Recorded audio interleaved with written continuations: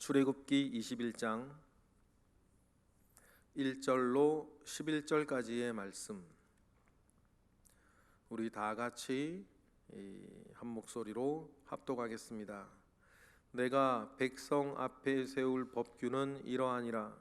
내가 히브리 종을 사면 그는 6해 동안 섬길 것이요 7째 해에는 몸값을 물지 않고 나가 자유인이 될 것이며, 만일 그가 단신으로 왔으면 단신으로 나갈 것이요 장가들었으면 그의 아내도 그와 함께 나가려니와, 만일 상전이 그에게 아내를 주어 그의 아내가 아들이나 딸을 낳았으면 그의 아내와 그의 자식들은 상전에게 속할 것이요 그는 단신으로 나갈 것이로되, 만일 종이 분명히 말하기를 내가 상전과 내 처자를 사랑하니 나가서 자유인이 되지 않겠노라 하면, 상전이 그를 데리고 재판장으로에게로 갈 것이요 또 그를 문이나 문설주 앞으로 데리고 가서 그것에다가 송곳으로 그의 귀를 뚫을 것이라. 그는 종신토록 그 상전을 섬기리라. 사람이 자기의 딸을 여종으로 팔았으면 그는 남종같이 나오지 못할지며, 만일 상전이 그를 기뻐하지 아니하여 상관하지 아니하면 그를 속량하게 할 것이나, 상전이 그 여자를 속인 것이 되었으니 외국인에게는 팔지 못할 것이요 만일 그를 자기 아들에게 주기로 하였으면 그를 딸같이 대우할 것이요 만일 상전이 다른 여자에게 장가들지라도 그 여자의 음식과 의복과 동침하는 것은 끊지 말 것이요 그가 이 3가지를 시행하지 아니하면 여자는 속전을 내지 않고 거기서 나가게 할 것이니라. 아멘.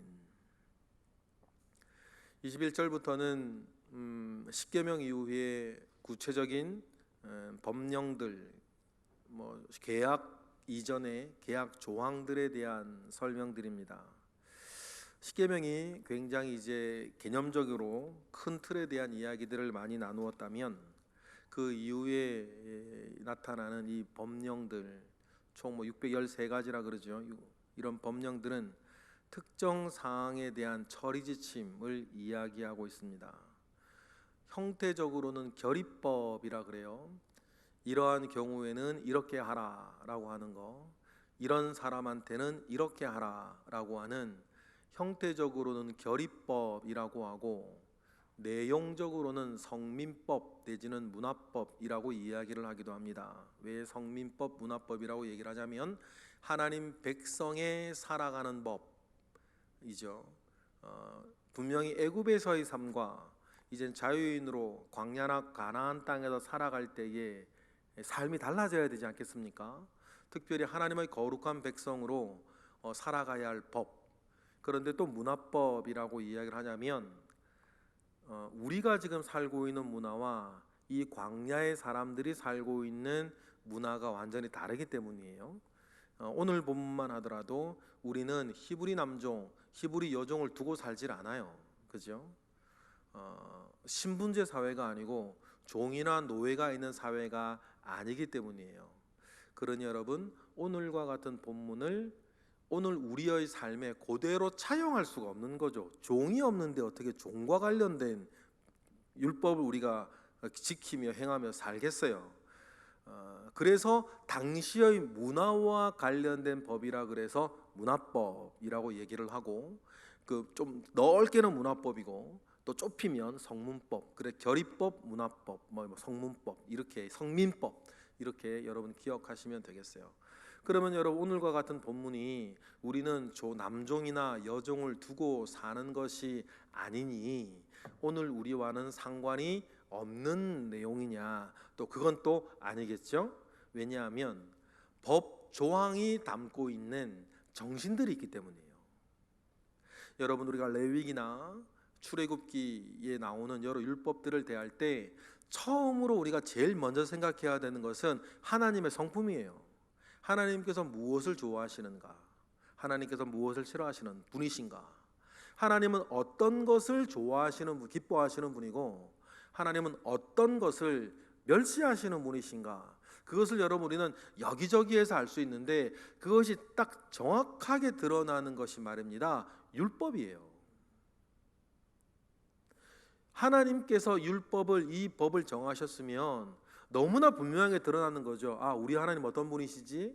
무엇을 좋아하시고 기뻐하시고 무엇을 싫어하시고 멸시하시는 분이신가를 우리가 알고자 할 때에, 하나님이 어떤 분이시고 하나님이 어떤 성품이신가를 우리가 알고자 할 때에 우리가 너무너무 잘 알 수 있게 하는 것이 율법이에요. 그래서 여러분, 우리가 율법을 우리가 읽을 때에는 법조항으로 읽을 것이 아니라 하나님의 성품을 여행하는 면에서 읽으셔야 돼요. 그러면 얼마나 은혜가 되는지 몰라요. 율법 하나하나가. 그러면 여러분, 오늘과 같은 본문을 우리가 읽을 때 우리는 히브리 종이나 남종이나 여종, 노예 이런 걸 두고 살지 않는데 이런 본문은 우리에게 상관없는 법이 아니냐라고 생각하지 아니하고 하나님의 성품을 여행하고, 두 번째는 뭡니까? 하나님의 성품이 우리에게 전달되어질 때에 그 법정신을 보는 거예요. 어떤 법이든 법의 정신이 담겨 있는 것 아닙니까? 그래서 우리가 그의 법의 정신을 가지고 사는 거죠. 그러면 여러분 봅시다. 십계명이 끝났습니다. 헌법, 우리로 따지면 헌법과 같은 것이 끝났어요. 그리고는 하나님께서 법령들을 쫙 시작하실 때에 제일 먼저 시작하신 것이 사실은 아무도 거들떠보지 아니하는 종들에 대한 법부터예요. 이것에서부터 여러분 하나님의 성품이 드러나는 거겠죠. 이야기할 거 많지 않습니까? 우리가 우리의 법도 마찬가지지만 이때의 히브리 백성들도 무언가 법을 정하려고 하고 무언가 이렇게 사람들 사이에 어떤 옳고 그름의 정도를 이렇게 정하고자 할 때 할 이야기들이 얼마나 많겠어요. 당시의 사람들은 소가 안 귀하겠어요? 재산이 안 귀하겠어요? 뭐가 안 귀하겠어요? 그런데 하나님께서는 십계명을 끝내놓고서는 제일 먼저 꺼내신 이야기가 남종과 여종, 종의 이야기라는 사실을 우리는 기억하는 거죠. 여러분, 여기에서 우리가 알 수 있는 하나님의 성품이 뭘까요? 법의 정신이 뭘까요? 가장 낮은 자에게 임하시는 은혜, 가장 낮은 곳에 임하시는 하나님의 은혜가 여러분 전체 율법을 이렇게 오세오게 설명하실 때에 여러분 딱 나오는 하나님의 성품이고 이스라엘의 법정신이에요. 그러면 여러분 우리가 그 정신을 받아봅시다. 우리가 연약하고 부족한 자이지만 여러분 우리가 정말 명심하시면서 사실가야 될 것이 있어요. 우리가 제일 신경 쓰며 살아야 될 사람이 누굴까? 우리가 가장 많은 시간을 할애하며 살아야 될 사람이 누굴까? 이럴 때 여러분 가장 낮은 사람들이에요. 그런데 우리가 살다 보면 가장 나랑 친한 사람, 내가 좋은 사람, 그 사람들한테 시간과 물질과 그런 말 쏟으며 살아요. 목회자의 삶이 목회가 이렇게 되면 절대 안 되는 건 아니겠습니까? 목회를 하다 보면 여러분 분명히 나에게 좋은 사람이 있어요. 나랑 친한 사람이 있고 내가 가까이 지나면 기쁘고 도움이 될 만한 사람이 있죠. 그런데 목회자가 그런 사람한테만 시간을 다 쓰고 있으면 어떻게 되겠어요? 그거는 공적인 목회가 아니고 사적인 자기 취미생활 하는 거겠죠. 인간관계 하는 거겠죠. 그러면 여러분 하나님의 성품을 따라 목회를 한다고 했을 때 목회할 때 가장 많은 시간을 들여야 되는 사람은 제일 먼 사람들일지 모르겠어요. 인간적으로는 가까이 하고 뭔가 이렇게 도움을 주고 은혜를 주고 받아도 도움이 별로 되지 않은 사람들이겠죠. 오히려 다른 사람들이 멀리하고 싶은 사람일런지 모르겠어요. 그런 사람들과 분들과 더 시간을 많이 보내고 더 많은 관심을 가지고 많은 신경을 쓰는 것이 공적인 주님의 목회 아니겠어요? 여러분 목회뿐만 아니라 우리 개인적인 삶도 마찬가지입니다. 개인적인 삶도 마찬가지예요.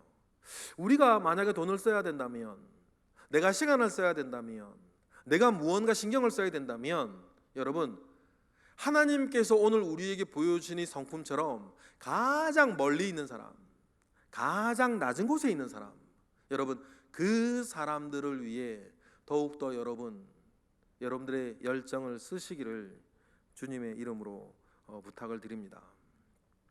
그래서 하나님께서는 제일 먼저 하시는 이야기가 정말 파격적인 거죠. 지도자들에 대한 이야기, 왕들에 대한 이야기 먼저 하셔도 되잖아요. 우리의 사람들의 관심이 막 집중되어 있을 재산권에 대한 이야기를 하거나 여러 가지 이야기 하실 수도 있는데, 주님께서는 제일 먼저 인권에 대한 이야기 하시고, 인권도 제일 낮은 자의 인권을 하나님 먼저 꺼내 이야기하시는 분이시다 라고 하는 사실들을 여러분 꼭 기억하시기를 바랍니다. 그래서 2절부터 6절까지는 히브리 남종에 대한 이야기, 7절부터 11절까지는 여종에 대한 이야기인데 참 특징이 있어요. 일일이 우리가 하나하나 우리가 읽어봐도 하나님이 참 성품이 어떠신지에 대해서 우리가 참 알 수 있는 부분들이 많은데, 먼저 크게 우리가 히브리 남종에 대한 이야기는 가장 중요한 특징이 뭐냐면 7년째 되는 날은 풀려간다는 거예요. 영원히 종되는 것이 아니다. 우리나라의 종들과 달라요. 우리나라의 반상의 법은 한번 정해지면 대대로 물려가는 것이지 않습니까?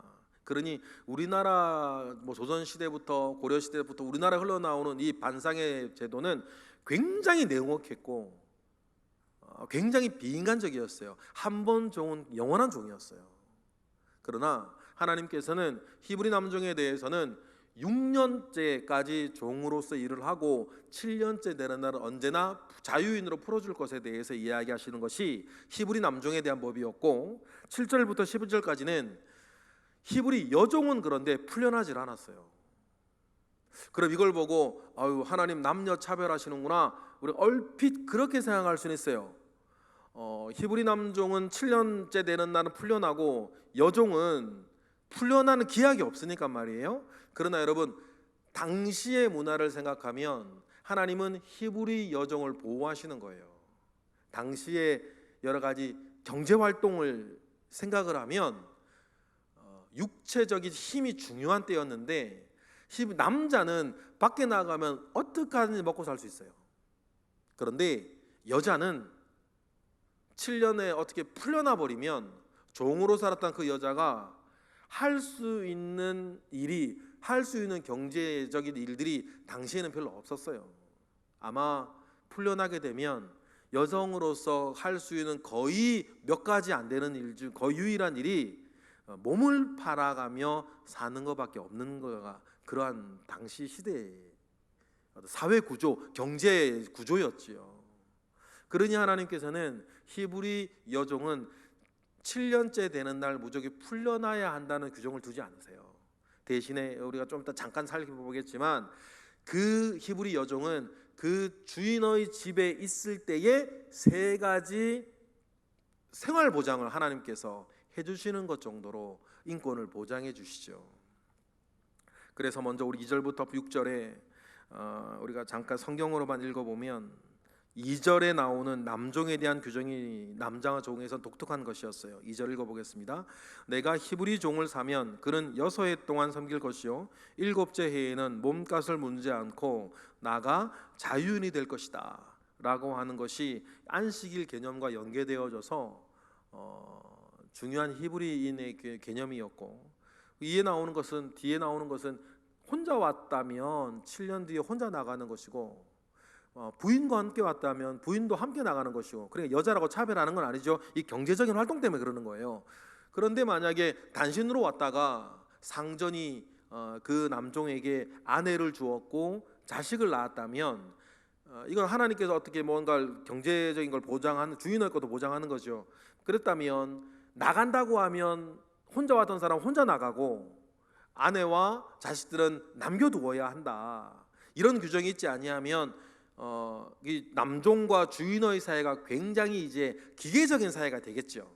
그러나 서로가 이렇게 참 좋은 관계인 거가 되고 좋은 어떤 관계 가운데 이루어지면 주인이 아내를 줄 수도 있고 자녀도 낳게 하면서 그의 삶을 대해 보장해주고 인간답게 만들어줄 수가 있는데, 이것조차가 없으면 주인은 아까워서 못할 것이고 여러 가지 일들이 생기겠죠.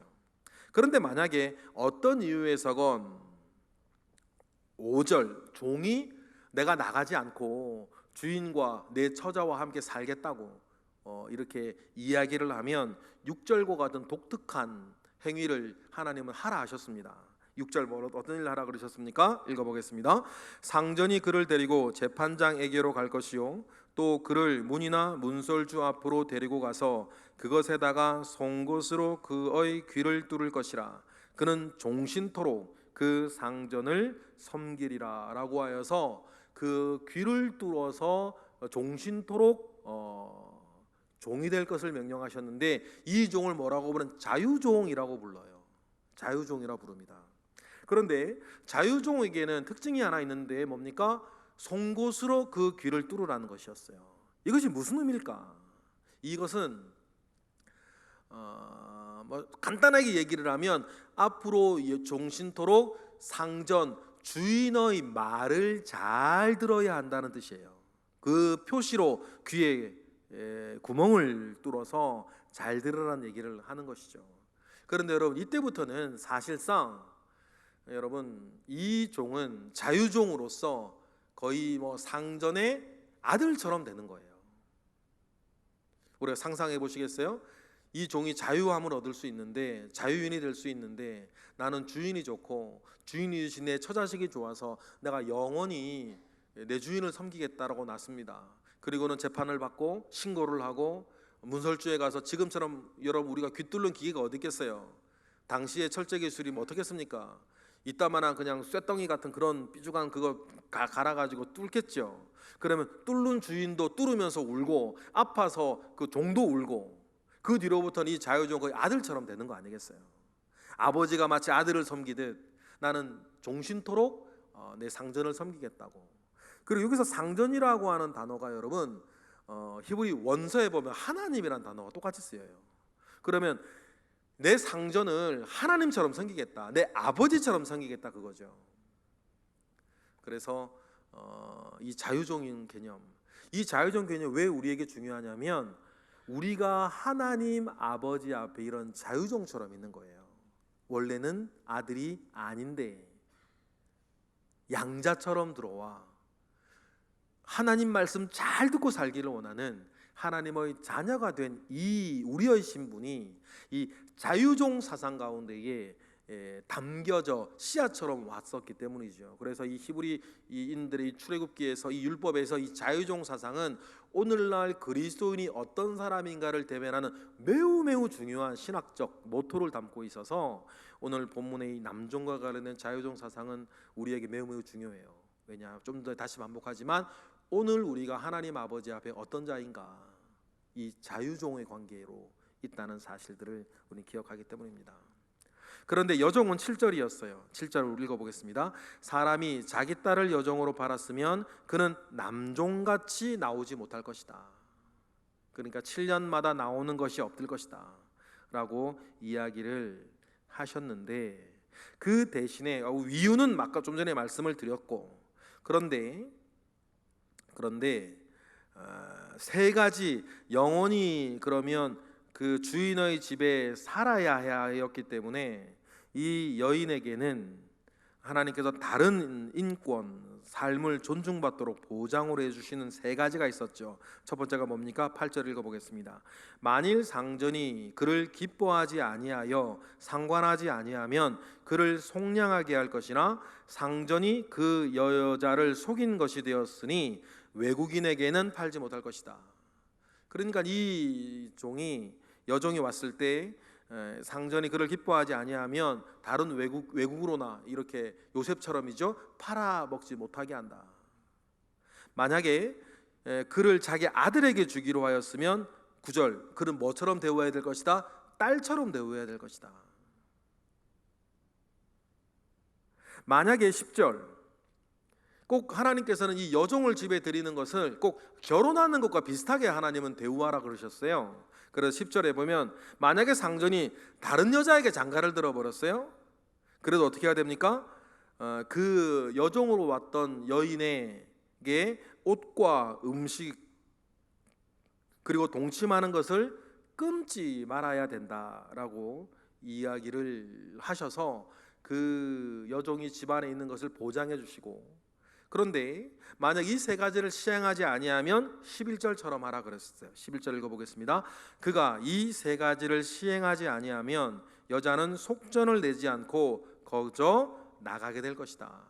그러니 여자는 이 세 가지 혜택을 받으면서 상전을 모시고 안전하게 집에 살든지 이런 혜택을 받지 못할 것 같으면 어떻게 하라 그러는 거예요? 7년이 아니라 1년째라도 2년째라도 언제든 나갈 수 있는 그런 사람이 되었던 것입니다. 그러니까 이스라엘의 이 노예법은 착취나 억압을 못하게 하고 인권을 존중하고 그 종이라 할지라도 그들의 권리를 지켜나가고 인간다운 삶을 보장해 나가는 데에 특히 여자 노예에 대해서는 특히 더 하나님께서는 더 신경을 쓰셨다는 것을 내용을 좀 들여다보면 우리가 좀 깨닫게 되는 것입니다. 그러니 여러분, 우리가 하나님께서 가지고 있는 기본적인 성품을 좀 우리는 아실 필요가 있죠. 언제나 낮은 대로 임하시는 하나님.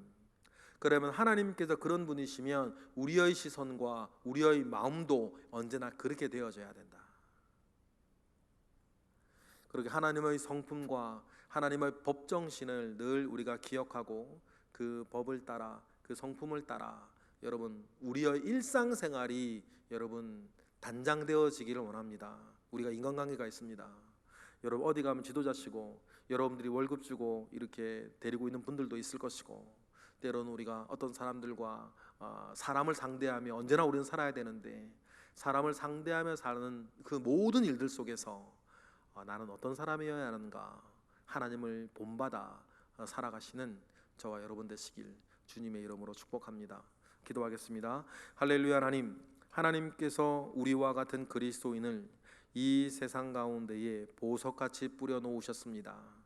우리가 우리의 삶의 도를 오늘과 같은 본문을 통하여서 잘 배우고 익혀서 하나님의 마음으로 하나님께서 보내신 곳에서 살아갈 수 있도록 우리를 붙잡아 주옵소서.